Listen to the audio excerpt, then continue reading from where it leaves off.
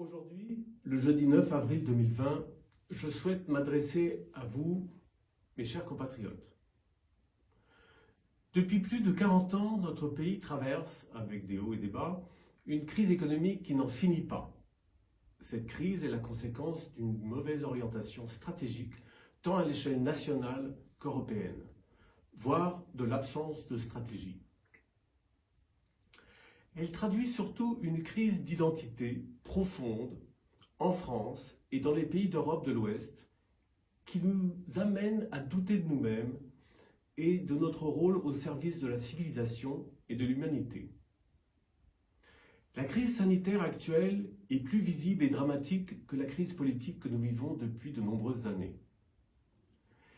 Ces derniers mois, l'impréparation de notre pays et son incapacité collective du fait de ses dirigeants à anticiper la propagation du virus Covid-19 a sauté aux yeux de tous, alors que nous avions pourtant suivi en direct l'évolution de la pandémie en Chine dès le mois de décembre 2019.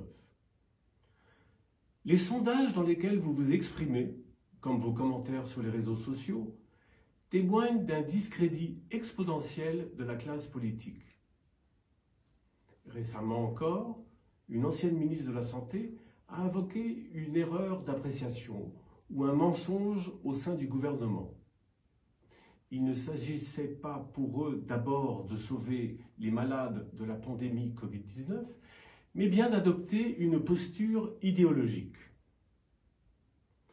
Le manque d'appréciation de la situation, notamment gouvernementale, se solde par un fiasco humanitaire avec son flot de détresse et des décès, ainsi que par un confinement subi brutalement par tous, sans aucune anticipation.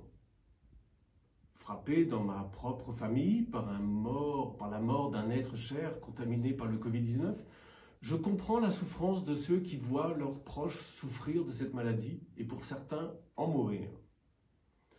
Je tiens à les assurer de toute ma sympathie et de mes prières à leurs intentions. Dans les circonstances présentes, mais aussi depuis de nombreuses années, notre plus grande faiblesse reste cet individualisme qui nous sépare et nous divise. L'heure est venue de faire front ensemble pour le bien commun, dans l'amitié et non dans la défiance. L'abnégation des médecins, des soignants et de l'ensemble du personnel hospitalier, ainsi que des volontaires, qui ne comptent ni leur énergie ni leur temps, doit être pour nous un exemple. Certains d'entre eux ont déjà payé un lourd tribut au coronavirus. Je souhaite me faire le porte-parole de tous les Français en leur réaffirmant notre gratitude, notre admiration et notre profonde reconnaissance. Membre d'une famille qui a été associée d'une manière si forte aux heurts et malheurs de notre pays, c'est pour rassembler les Français et les appeler à se souvenir de leur histoire, plus que millénaire, depuis le baptême de Clovis, que je prends la parole. Aujourd'hui, face à l'épidémie, il est temps de faire front commun et de nous montrer solidaires.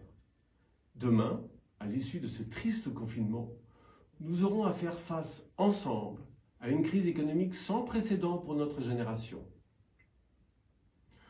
Nous ne pourrons pas surmonter cette catastrophe avec les vieilles recettes surannées appliquées depuis plus de 40 ans en France comme en Europe.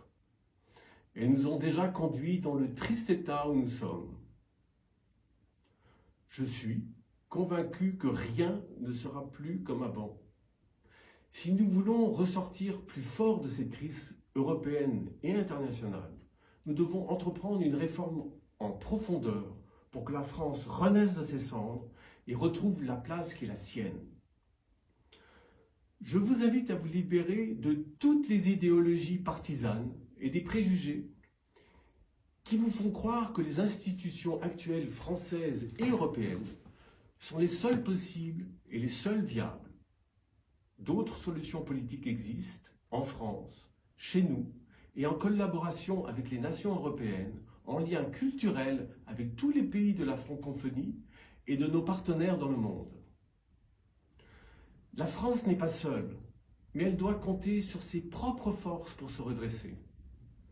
Je vous invite à ouvrir toutes grandes les portes que, dans l'histoire, Beaucoup ont voulu cadenasser de peur que vous les franchissiez pour y trouver les réponses pour notre pays.